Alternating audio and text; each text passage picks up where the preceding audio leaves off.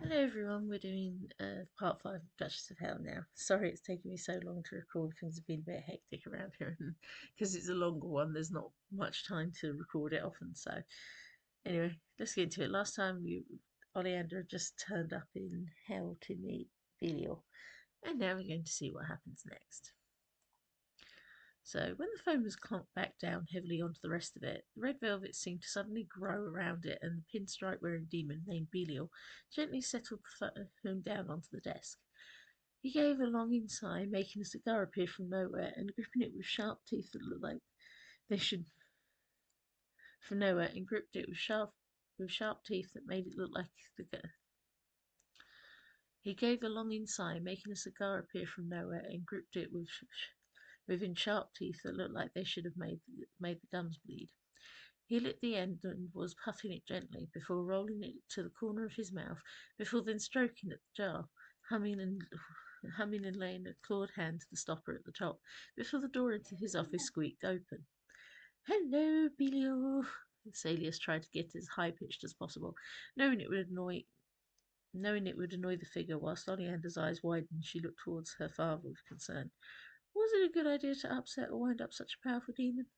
But she could not prevent but she could not prevent herself from retching suddenly when the black hair at the back of the demon's head suddenly had a pair of eyeballs rolled over the head into the back of it. The nerves then seemed to okay. The nerve tendrils on the back of the eyeballs were visible, then seemed to stuff it into the skull, and unpleasant slit-like pupils narrowed at them both, and Salius waggled a hand. This happens with demons. You should just, maybe suck a mint to distract you? Thanks, Molly understated, teeth clenching and her expression screaming that none of this was helpful as the eyes remained staring. Then the hand stretched out, wearing fingerless gloves Ollie was not sure had been there before, and licked his long-clawed fingers. A scroll appeared in his hand, and then he let it dangle open, a short piece of paper that made Oleander stare. Is that all there is? Ugh. Belial was not used to this. Most mortals were quite happy that the contract was so small, and almost never asked about terms and conditions, or the fact they were invisible unless you asked to look at them. There were lots of tricks that we used to hide these things, of course, but life and experience had made it clear to Belial that you did not need to do that. No one liked the small print or read it, and so he cleared his throat and brought the scroll to the eyes in the back of his head, the eyes moving and yet the voice coming from behind. We, the named clients, request to have a child via demonic interference.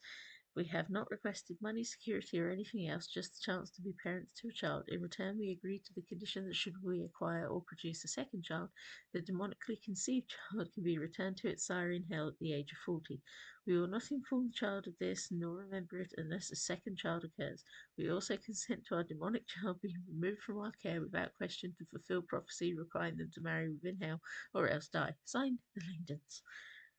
That's a really pathetic contract. Didn't they even consider that your demonic nature would mean that wherever it looks like you guys are going to get more out of it, you'd somehow get them to have my sister, Oleander began, annoyed that her parents had so easily forgotten the basic rules of demon contracts and fine print, and then it hit her. She'd been the child they'd wanted, their perfect child for so long, and then the demons had actually given them her sister, the spoiled and problematic child, but so natural in that sense that they'd chosen her. She'd been set up from the beginning, and she clapped her hand to her face and then growled, "What's this prophecy thing, then?" Firstly, Firstly, though, I'm going to inform you straight up that despite the fact there are countless fictional stories about demonic cat contracts, as long as they don't have to kiss a cat's anus to sign the deal, most beings don't think. You get ones that then laugh and joke that they don't even believe in demons and think that that negates the contract. But I'm the one that writes these secures them, and well, I've already faced down a few beings in their human courts before. Belial then stepped up, standing straight with his eyes in the correct place as he tidied up his suit. It was starting to It was startling to hear, and Oleander found herself trying not to grind her teeth together with fury as Belial stepped up to her and gave a soft scoff in a weirdly strong cockney accent.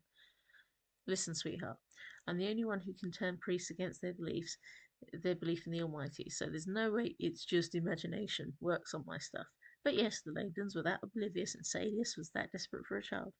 Don't Don't make me out to be the bad guy. I love my daughter, Celia stated, looking towards Ollie in anxiety as she looked towards him with a scowl. However, she returned back to look at Belial, who looked strangely familiar. Well, he was a generic white guy who was a little muscular, not handsome, and certainly looked like he probably went to the gym but also lived off pub food. Oleander was not sure how she was supposed to take him seriously, and then her face scrunched up slightly. What do you mean, human courts? What cases would I know? Oleander questioned, and Belial rolled his eyes, only for them to suddenly pop out of the sockets, dangling from the optic nerve and making Oleander gasp in shock. The feeling of wanting to throw up came back, but the eyes were hooked up and just violently stuffed back into their sockets as the figure gave a soft roll of his shoulders. Well, humans forget the court, forget what exactly happened in it, because the one up top doesn't like humans to remember the fact I'm recognised in their judiciary systems. But well, every time some massive celebrity comes crashing down so suddenly or violently, generally like bankruptcy or tax fraud best, is because they've worked on their deal and I've won my case to punish them for it. Most humans don't realise that those nasty angels called Satans also accept my deals and usually do the job of punishing them if angels of justice don't. Seriously, it's a wonderful balance, but up there hates humans to think that we can all work together. Belial grunted and Oleander was a little frustrated. He hadn't been specific enough for her to really believe it, but she wondered if she should or needed to believe another demon that was telling her that she was apparently property on contract like a set of antique drawers. Now, the prophecy thing, I need the details on that because I'm asexual and I also believe marriage is a bit of a farce. Oleander began, but then a rich, deep, feminine voice tickled into her ear and she could feel someone standing behind her. She assumed it must be another demon, but it scared her. Her goosebumps were growing up her arms and she felt power. Like when you met a CEO in a company that has the power to fire you just because they didn't like your hair. Oleander had experienced that only once in a job, and she'd been fired under a uniform issue. Apparently, hairstyle back then could easily work into that kind of dismissal.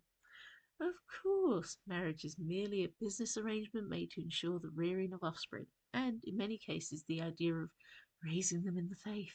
You're quite right, Oleander. The prophecy is just another piece of misogyny being pushed upon by a patriarchal religion that has always viewed you as property. It was strange. The voice was seductive, and it felt like she was pulling out all of the thoughts inside Oleander that she accepted were thoughts, but also did not. They were harsh and just coloured everything black and white, when life certainly had enough shades of grey no human had the exact same experience. It was impossible. But she was surprised to have Celia suddenly hold her shoulders and steer her around to see a beautiful woman whose great golden eyes were shining at her and whose face seemed almost cat-like. She had long flowing black hair and was wearing such a rich red dress that it must have been designed for some cartoon villain. Her head bore the kind of horns that made Oleander think of the Egyptian goddess Hathor, and there was certainly something ancient about the figure as Celia scowled. Back off, Astaroth.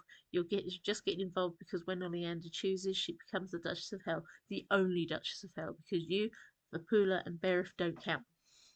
Celia scowled, and Oleander was blinking in surprise as she looked from her father to this powerful figure. Astaroth, as in Astarte, as in Ishtar, perhaps? Maybe Hathor wasn't too far off. Too far wasn't too far athwart, and as she looked at her, yes, the cattle horns almost did come up like a crescent moon. Oleander was stunned. She'd never expected to see such an amazing looking figure. There was this strange awe that was holding her from saying anything as Astaroth grinned at her and gave a soft chuckle. I appreciate your respect. It's not easy for high-ranked demons that choose a feminine guise, and to think you'll be of equal sitting to my sisters is rather exciting. But the price is something unfair and unsuitable. You either have to die, or come here as a spirit, in which case you may have no memory of your previous life, and thus Oleander will cease to have ever existed. Or you become bonded to the child of one of our compatriots. Most of them are rather unpleasant, and certainly I can't vouch for any of them. Except maybe one of my sons. They're at least respectful. Astaroth began, and Oleander began to get a sinking feeling as Salius looked about to start having an argument with her. However, Belial gave a groan and then opened up a red book that suddenly poured blood onto the floor, making Oleander a wretch once more before he thought to explain it all. Right, so the prophecy is not really a prophecy, so much as an agreement that Lucifer made upon creating the positions of the Dukes of Hell.